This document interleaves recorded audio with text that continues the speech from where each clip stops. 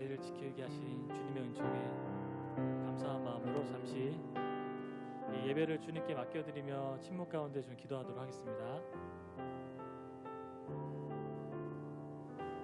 울었네 주님을 찬송하면서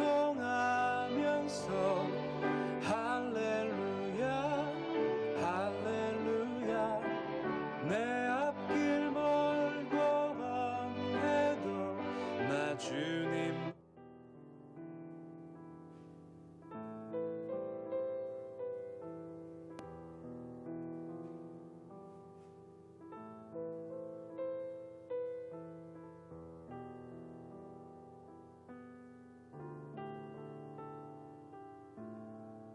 그리고 오늘도 역시 우리 사랑하는 사랑누리 교우들과 예배하는 모든 이들을 위해서 기도하겠습니다.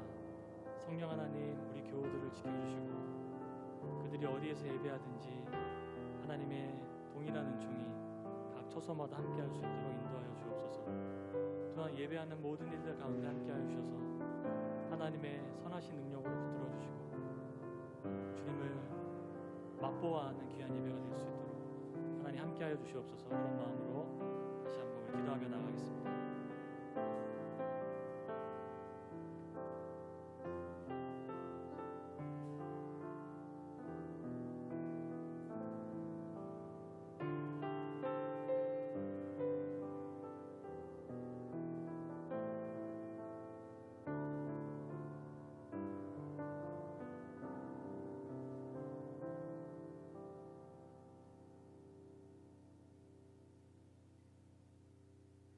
우리 마지막으로 선포되는 말씀을 위해서 기도합시다.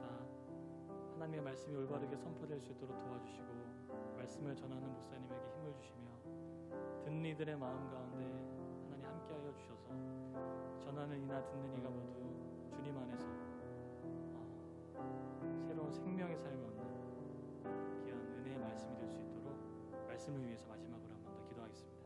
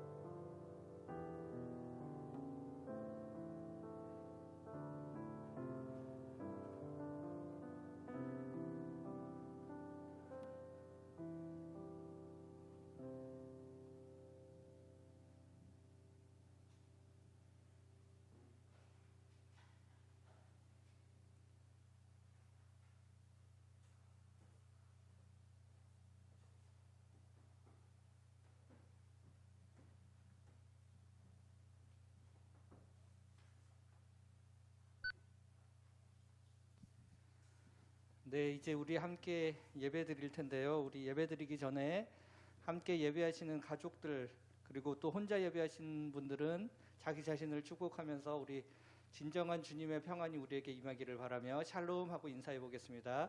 샬롬, 샬롬. 네, 우리 화면을 향해서도 인사해 주십시오. 뭐 저희가 직접 볼 수는 없겠지만 우리에게 서로 인사를 나누고 평화를 나누는 마음으로 주님의 평화를 함께 나누며 오늘 예배를 하나님께 드리도록 하겠습니다.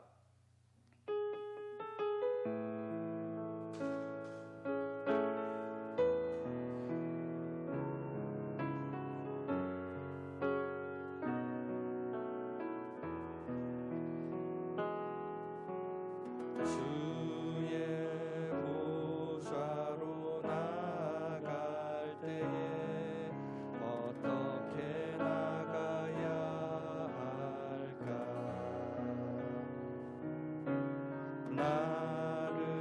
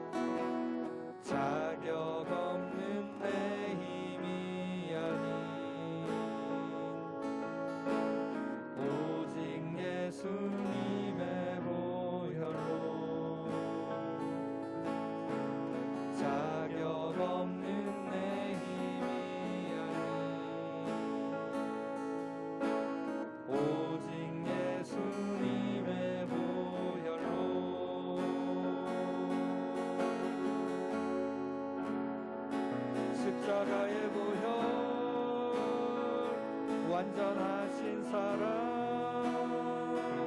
힘입어 나갑니다. 십자가의 보혈 완전하신 사랑 힘입어 예배하리라. 십자가의 보혈 완전하신 사랑 힘입어 나갑니다.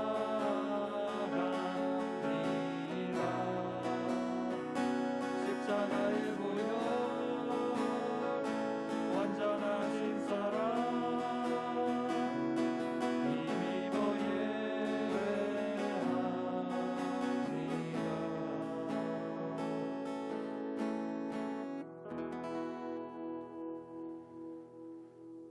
주는 나의 피난처시요 원수를 피하는 견고한 망대이심이니이다. 내가 영원히 주의 장막에 머물며 내가 주의 날개로 피하리이다. 아멘. 하나님 아버지, 주님의 사랑이 저희를 숨쉬게 하고 주님의 은혜가 저희를 세우심을 믿고 오늘도 주님 앞으로 나왔습니다. 이 시간 거룩한 주님의 부르심에 사랑으로 응답하는 저희들 되게 하여 주시옵소서. 예수 그리스도의 이름으로 기도드렸습니다. 아멘. 나는 전능하신 아버지 하나님 천지의 창조주를 믿습니다. 나는 그의 유일하신 아들 우리 주 예수 그리스도를 믿습니다. 그는 성령으로 잉태되어 동정녀 마리아에게서 나시고 본디오 빌라도에게 고난을 받아 십자가에 못 박혀 죽으시고 장사된 지 사흘 만에 죽은 자 가운데서 다시 살아나셨으며 하늘에 오르시어 전능하신 아버지 하나님 우편에 앉아 계시다가 거기로부터 살아있는 자와 죽은 자를 심판하러 오십니다. 나는 성령을 믿으며 거룩한 공교회와 성도의 교제와 죄를 용서받는 것과 몸의 부활과 영생을 믿습니다. 아멘.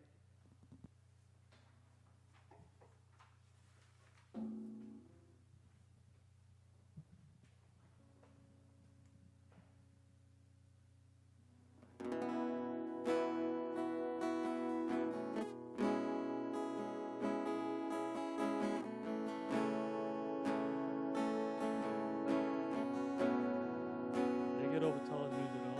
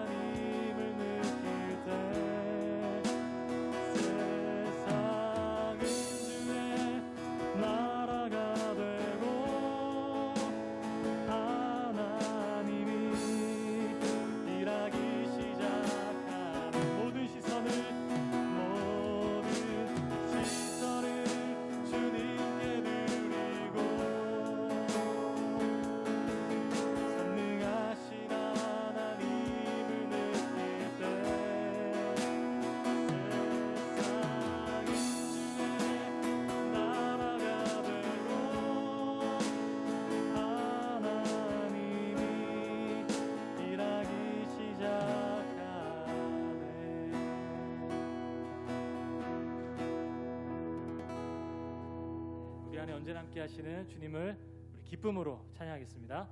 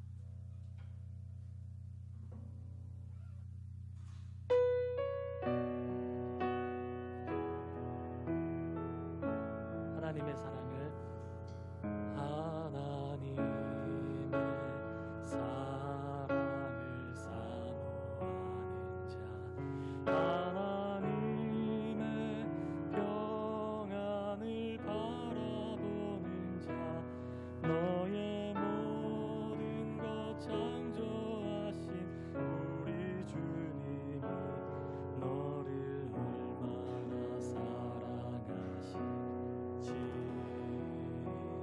하나님께 찬양과 경배하는 자 하나님의 선하심을 닮아가는 자 너의 모든 것 창조하신 우리 주님이 너를 자녀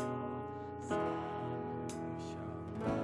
하나님 사랑의 눈으로 하나님 사랑의 눈으로 너를 어느 때나 바라보시고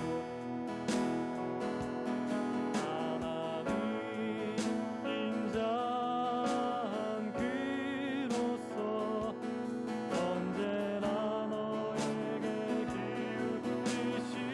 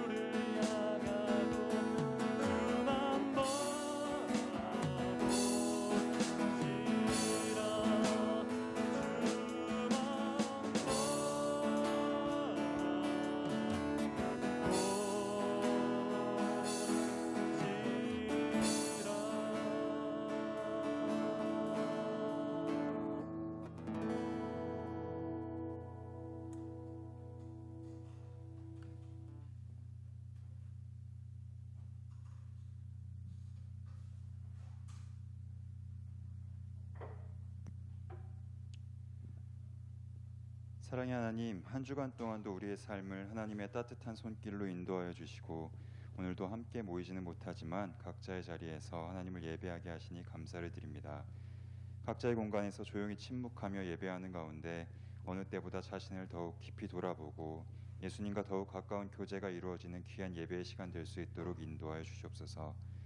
어느새 유난히 많았던 재해들로 힘들었던 여름이 지나가고 풍성한 결실의 계절인 가을이 다가왔음에도 불구하고 그 풍성함과 따뜻함을 누리지 못하고 있는 이들을 기억하여 주시옵소서.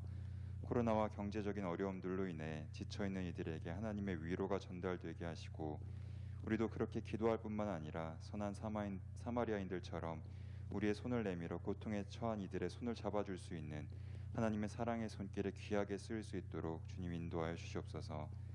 교단 총회를 하루 앞두고 있습니다. 명성교회를 비롯하여 수많은 문제들을 다루게 될 이번 총회에서 하나님의 뜻이 바로 세워질 수 있도록 인도하시고 하나님께서 기뻐하시고 교회로서 선택해야 될 올바른 결정들이 제대로 이루어질 수 있도록 인도하여 주시옵소서. 특별히 총회에 참석할 교단 총대들에게 지혜와 바른 선택을 할 수 있는 용기를 허락하셔서 교회가 바른 방향성으로 함께 화합하며 나아갈 수 있게 하옵소서. 그래서 사회 지탄을 받고 하나님의 기쁨이 아닌 부끄러움이 되어버리고 있는 한국교회가 다시금 세상의 소금과 빛의 역할을 감당할 수 있는 귀한 하나님의 묘목이 될 수 있도록 인도하여 주시옵소서.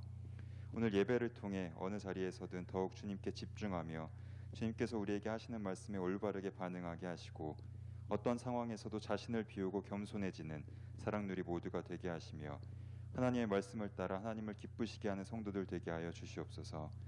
각 처소에서 하나님께 예배하고 있는 교회 학교 어린이들과 청소년, 청년들을 주님의 손길로 늘 인도하여 주시고 하나님 안에서 바르고 아름답게 성장해 나갈 수 있도록 은혜 내려 주시옵소서. 말씀 전하시는 목사님과도 성령님께서 함께 하셔서 전해지는 말씀을 통해 하나님의 뜻을 깊이 깨닫는 시간 되게 하여 주시옵소서. 영과 진리로 하나님께 예배하는 시간 되기를 소망하며 예배의 주인 되시는 예수님의 이름으로 기도합니다. 아멘.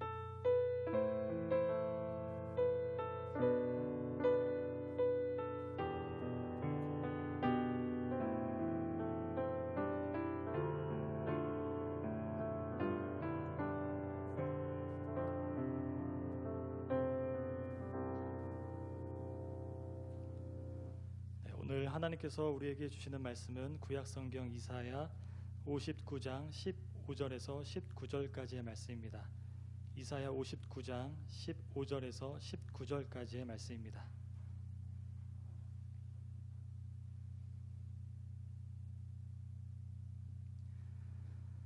성실이 없어짐으로 악을 떠나는 자가 탈취를 당하는도다. 여호와께서 이를 살피시고 그 정의가 없는 것을 기뻐하지 아니하시고 사람이 없음을 보시며 중재자가 없음을 이상히 여기셨으므로 자기 팔로 스스로 구원을 베푸시며 자기의 공의를 스스로 의지하사 공의를 갑옷으로 삼으시며 구원을 자기의 머리에 써서 투구로 삼으시며 보복을 속옷으로 삼으시며 열심을 입어 겉옷으로 삼으시고 그들의 행위대로 갚으시되 그 원수에게 분노하시며 그 원수에게 보응하시며 섬들에게 보복하실 것이라. 서쪽에서 여호와의 이름을 두려워하겠고 해 돋는 쪽에서 그의 영광을 두려워할 것은 여호와께서 그 기운에 몰려 급히 흐르는 강물같이 오실 것임이로다. 아멘. 하나님께서 이 말씀을 통해 우리에게 은혜 주시기를 원합니다.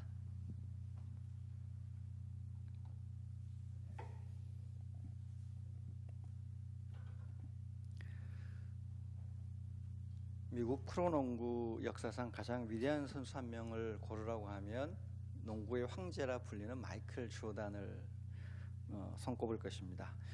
당시 미국 사회에서 흑인 스포츠 선수가 끝까지 성공해 나가기가 참 쉽지 않았는데 마이클 조단이라는 위대한 선수는 선수 생활을 참 잘 마무리합니다. 많은 흑인 선수들이 잠시 반짝이다가 마약을 하거나 알코올 또는 성 등의 문제로 중간에 탈락하는 경우가 참 많았습니다. 그는 사실 팀 동료들이 마약을 하러 호텔방에 모여 있을 때도 동료들과 휩쓸리지 않고 자기 방에서 혼자 건강하게 건전하게 지냈다고 합니다. 이런 마이클 조던의 철저한 자기 관리 능력이 어디에서 왔을까? 학자들이 그를 보며 하는 말이 있습니다. 어릴 때부터 부모님으로부터 좋은 교육을 받았던 결과일 것이고, 그리고 아버지 어머니와 굉장히 좋은 관계를 끝까지 맺어왔던 것이 그의 선수 생활 잘 관리한 능력이 되었을 거라고 합니다. 실제로 그가 선수 생활할 때 어머니가 마마보이가 아닌데도 편안하게 숙소에 들러가기도 했고요. 아버지는 그의 열렬한 지지자이면서 또 아버지를 마이클 조던은 매우 존경하였다고 합니다. 조던 선수는 아버지가 돌아가신 후에 큰 충격에 빠지기도 했고, 실제로 아버지의 바람을 들어드리려고 프로 야구에 입문하여서 활동을 잠시 하기도 했었죠.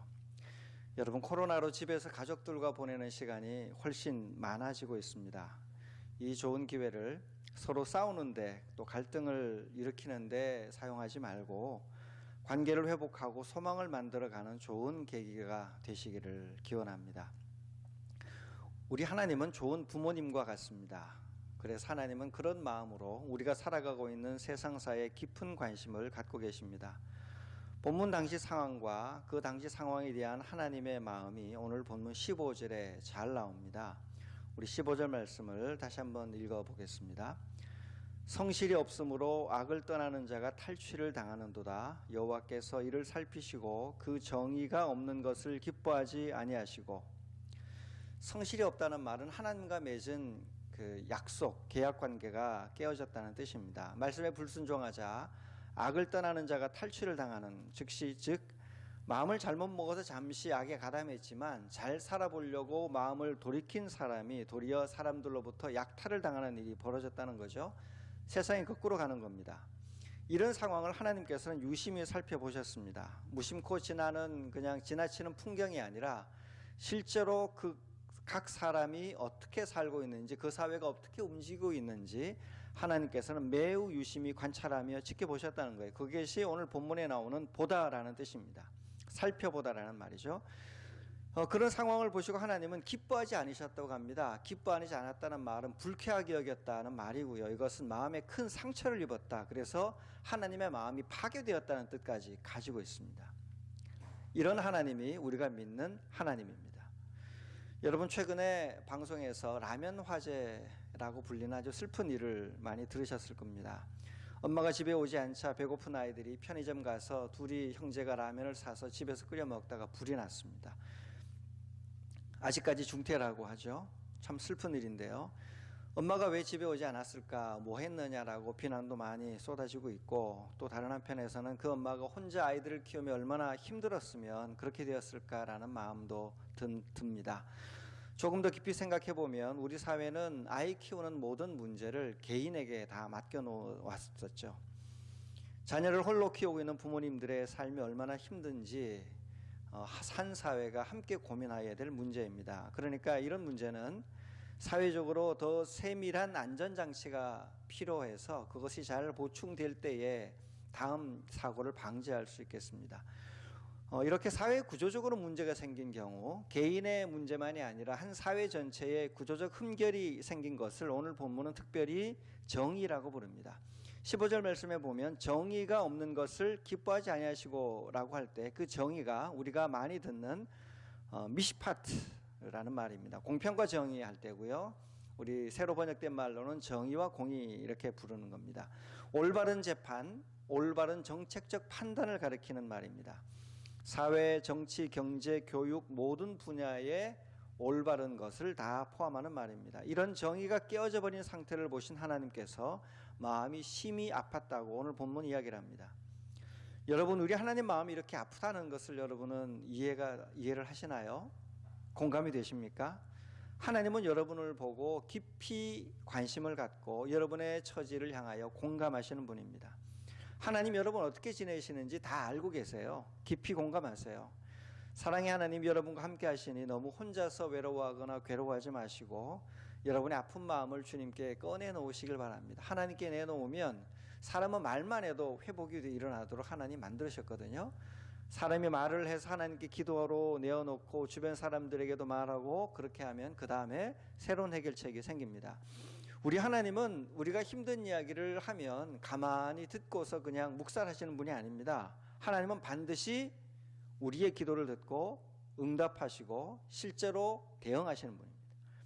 하나님은 어떻게 대응하셨을까요?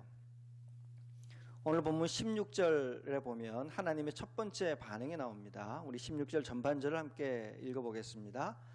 사람이 없음을 보시며 중재자가 없음을 이상히 여기셨으므로. 이게 하나님의 첫 번째 반응입니다.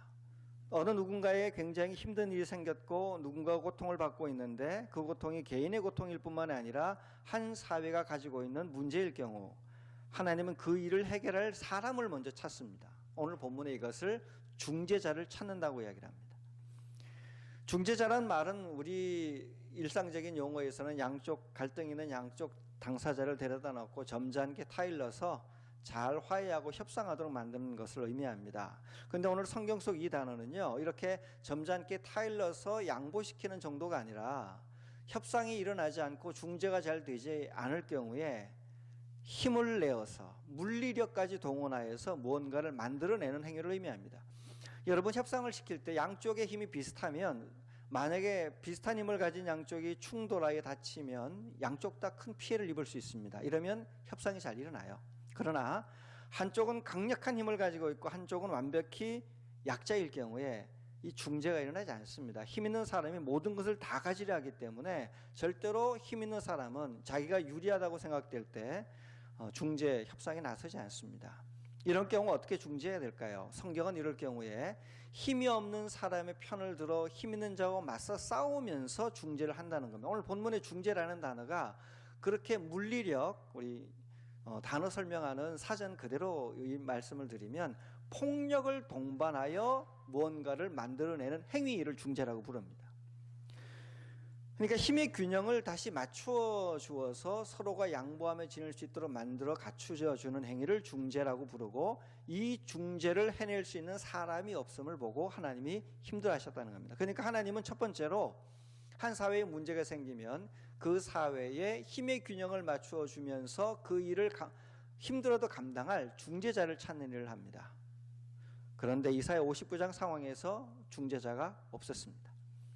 자, 그럼 하나님은 어떻게 대응하시게 되나? 그것이 16절 후반절에 나옵니다. 16절 후반절의 말씀을 함께 읽어보겠습니다. 자기 팔로 스스로 구원을 베푸시며 자기의 공의를 스스로 의지하사. 하나님은 사람이 찾아지지 않으면 아유 이제 안 되는구나, 뭐 해봐야 소용이 없겠네 하고 포기하시는 분이 아닙니다. 역사가 퇴보하는데도 무기력하게 지켜보시면서 그냥 손 놓고 계신 분이 절대로 아닙니다. 사람이 찾아지지 않으면 하나님은 늦지 않도록 하나님 자신이 직접 팔 걷어붙이고 나서서 스스로 중재자가 됩니다.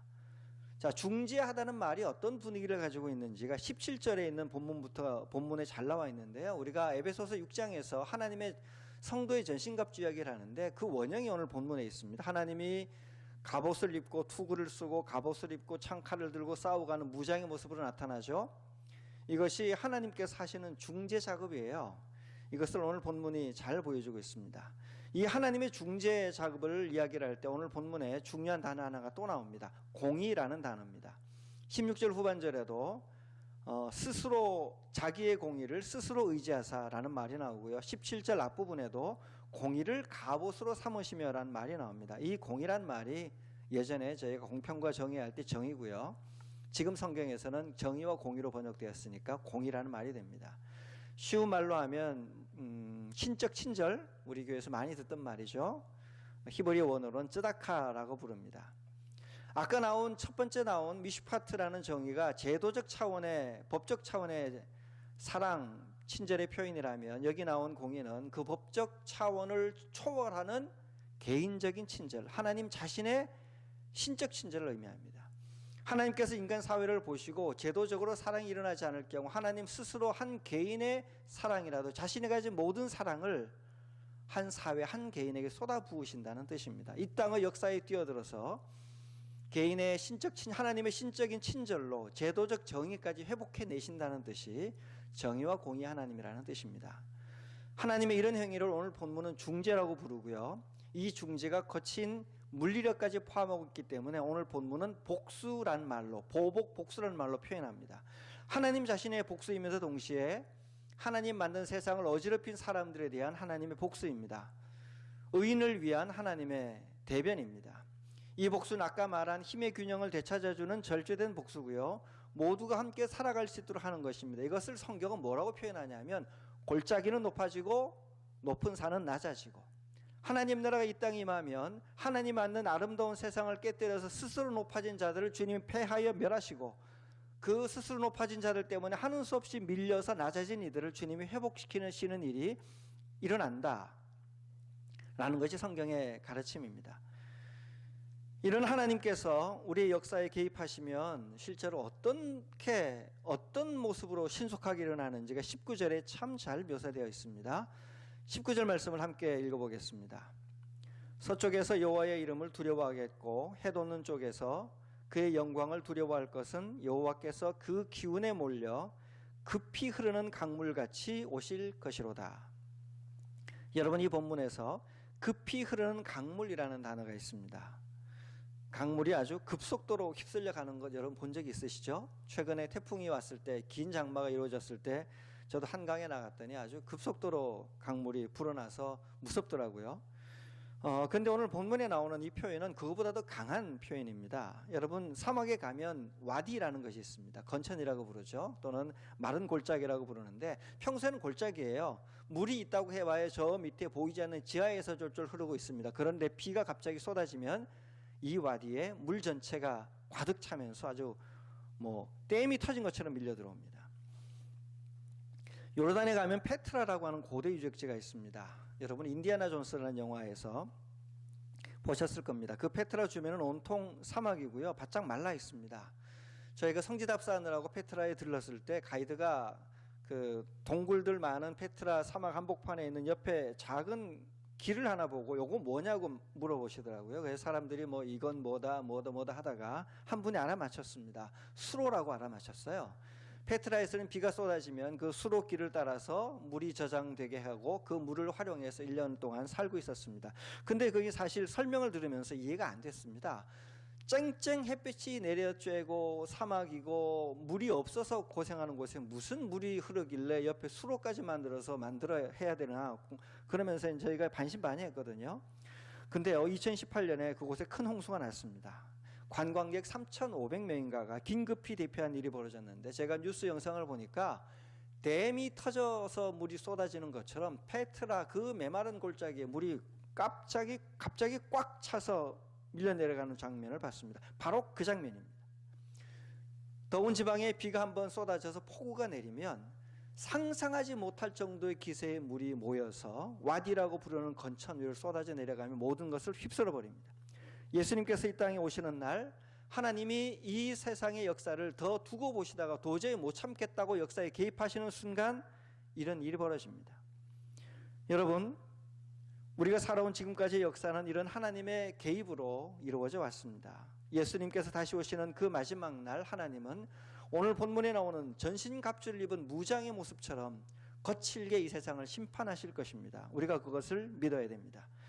여러분, 그러니 우리가 이 땅에 살면서 하나님 나라가 빨리 오지 않는다고 포기할 필요가 없습니다. 인간이 없을 때는 하나님 스스로라도 나서셔서 하나님 나라의 일을 만들어 가시기 때문입니다.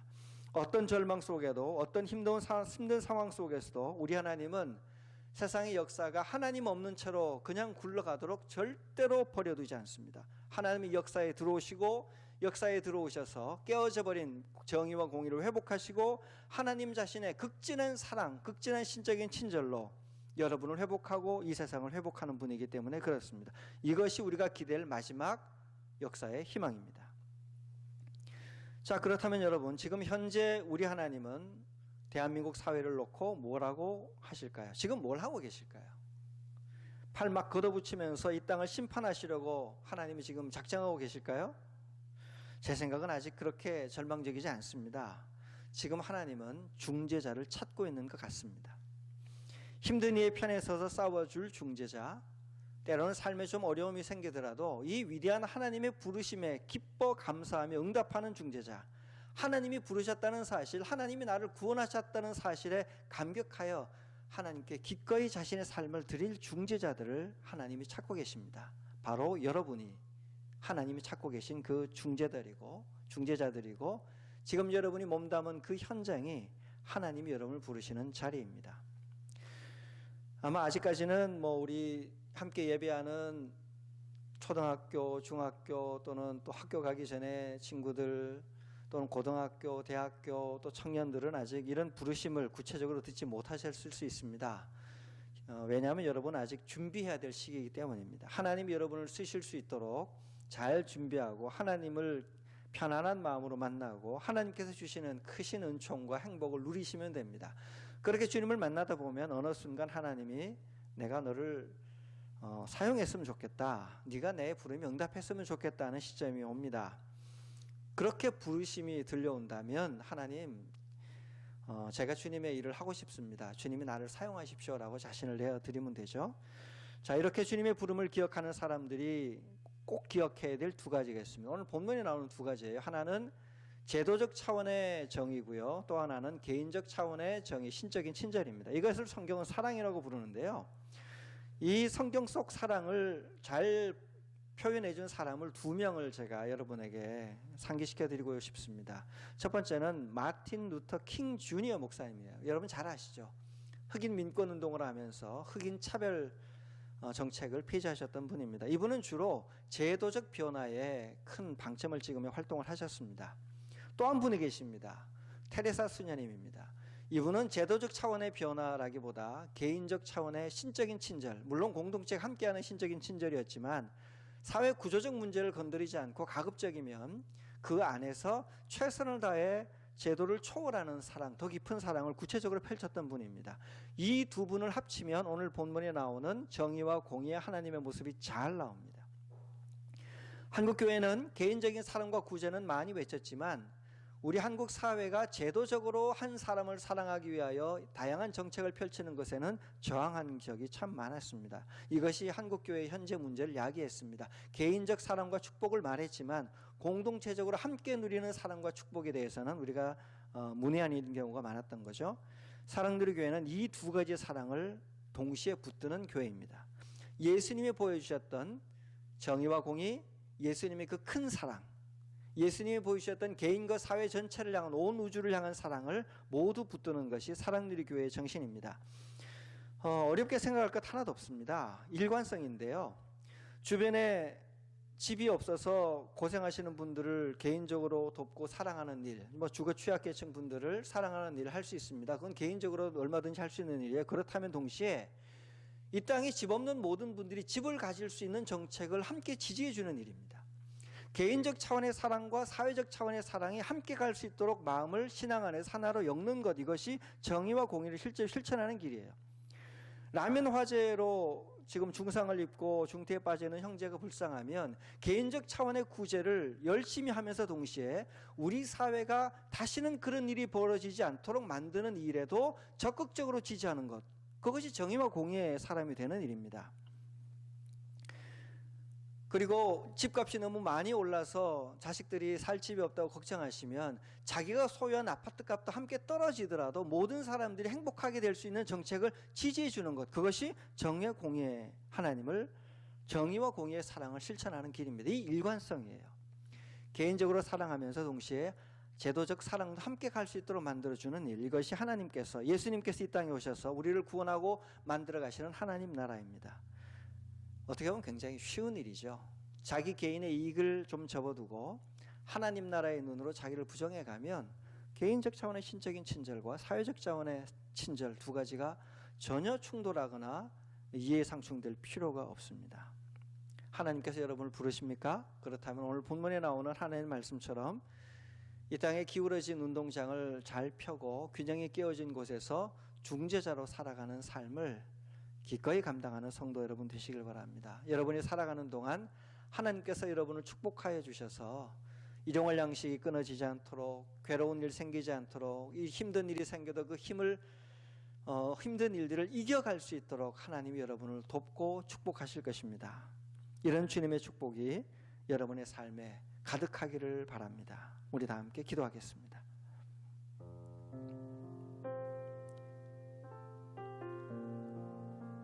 우리 아직 부르심을 받지 못한 분들은 하나님, 제가 주님을 더 깊이 알기를 원합니다. 나를 사랑하시는 주님, 십자가에 달리신 주님을 만나게 해주십시오라고 기도하시고, 하나님께서 자신의 삶에 부르심을 들려주신 분들은 주님, 내가 몸담은 자리에서 중재자 역할, 하나님의 제 자녀로서, 예수님의 제자로서 잘 살아갈 수 있도록 성령 충만하게 하여 주시옵소서. 이 시간 침묵으로 기도하겠습니다.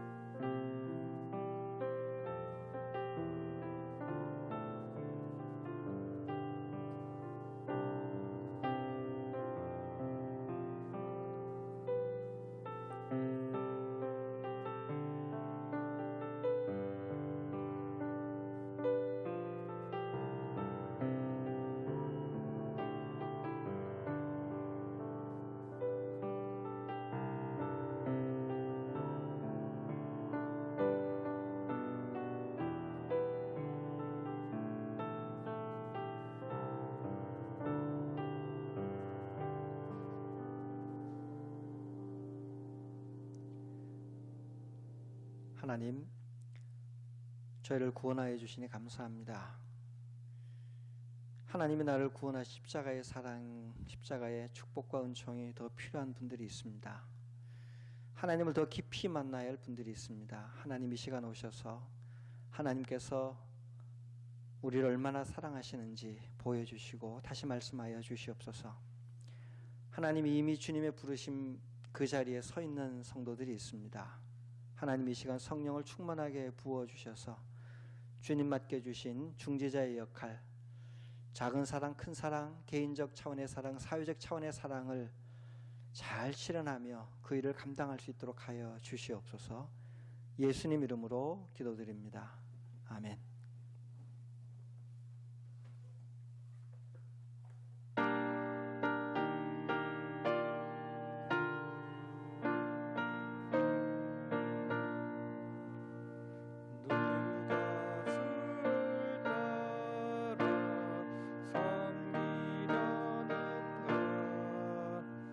누가 주를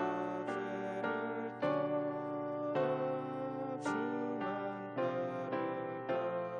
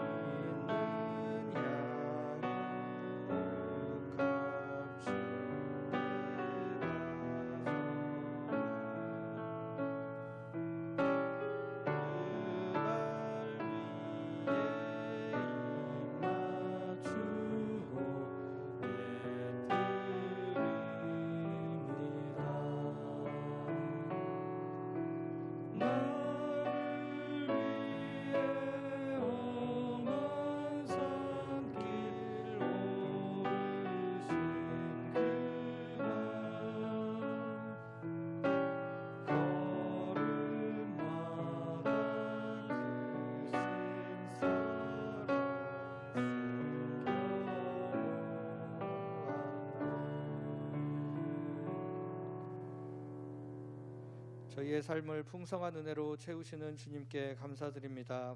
저희가 드리는 오병이어와 같은 작은 정성이 주님 손에 들려서 풍성한 하나님 나라의 잔치를 이루어낼 수 있는 은혜를 허락하여 주시옵소서. 예수 그리스도의 이름으로 기도드렸습니다. 아멘.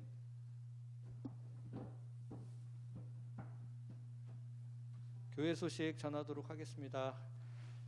계속해서 저희가 가정에서 온라인 예배 드리고 있는데요. 이 가운데서 좀 저희 교우들끼리 사랑을 나누고자 저희가 그동안 함께 누리 박스를 함께 나누는 행사를 기획해서 진행해 왔습니다. 앞서 공지드린 대로 오늘까지 해서 모두 마감을 하고요. 총 30가정 이상 되시는 분들이 신청하여 주시고 또 사랑을 전달받아서 총 60가정이 하나님의 사랑의 마음 또 성도의 사랑의 마음을 기쁨으로 함께 나누었습니다. 참여해 주신 모든 교우들께 감사드립니다. 저희가 지난주에 광고 드렸던 온라인 독서 모임 북 나눔 누리가 다음 주 오후 3시에 화상 플랫폼 줌을 이용해서 진행됩니다. 다시 성경으로라는 책이고 이거에 대한 신청 또한 오늘까지입니다. 오늘까지 신청하신 분들 한해 주중에 안내 문자를 통하여 참여하는 방법들을 알려드리도록 하겠습니다. 내일부터 저희 통합 교단 총회가 열립니다. 1박 2일로 도림교회 중심으로 또 온라인에서 각자 자리에서 함께 총회가 진행됩니다. 하나님의 선하신 인도하심이 있도록 같이 기도해 주시기를 바랍니다. 함께 파송에 찬양하겠습니다.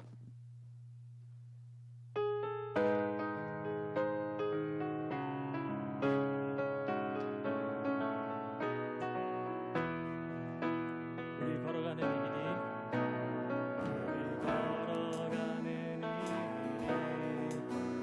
결코 처음의 길은 아니야.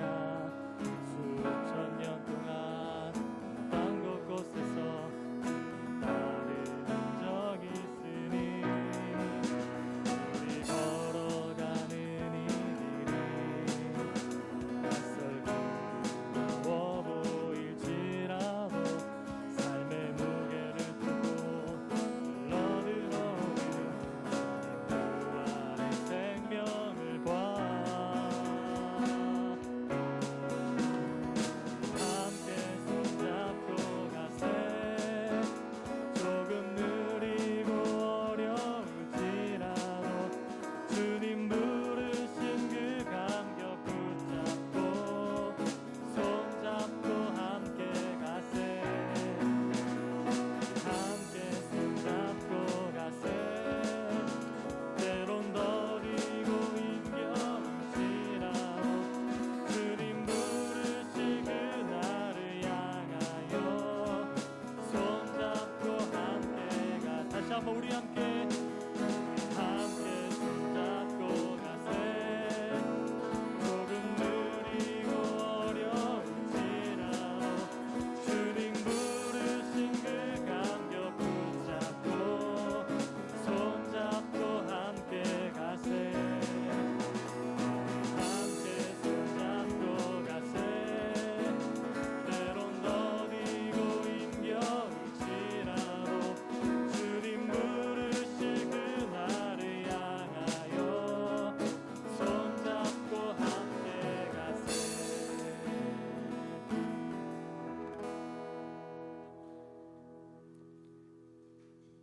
이제는 우리 주 예수 그리스도의 은혜와 아버지 하나님의 크신 사랑과 성령님의 교통하심이 하나님의 은혜를 누리고 하나님의 부르심에 응답하기를 원하는 주님의 사람들 위해 지금부터 영원토록 함께 하시기를 간절히 축원하옵나이다.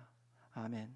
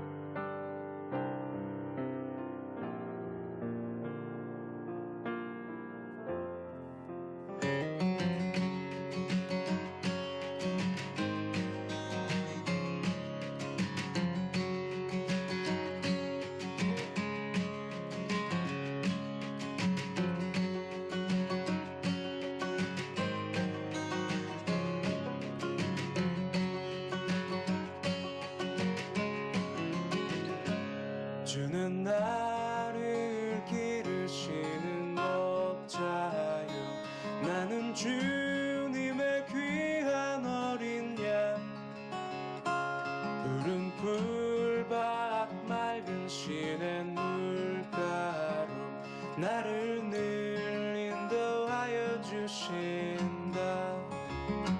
주는 나의 좋은 목자, 나는 그의 어린 양.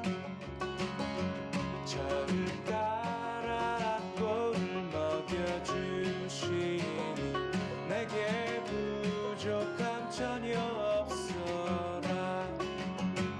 예쁜 새들 노래하는 아침과 노을 비끼는 고운 황혼에 사랑하는 나의 목자 음성이 나를 언제나 불러주신다.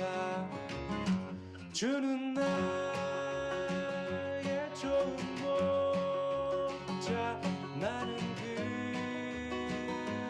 어린 양.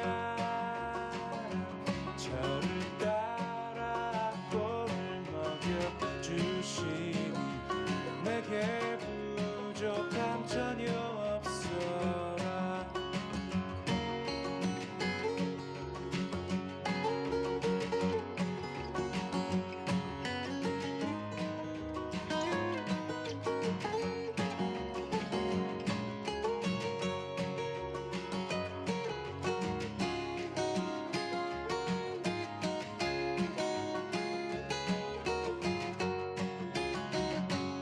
못된 짐승 나를 해치 못하고 거친 비바람 상치 못하리. 나의 주님 강한 손을 펼치사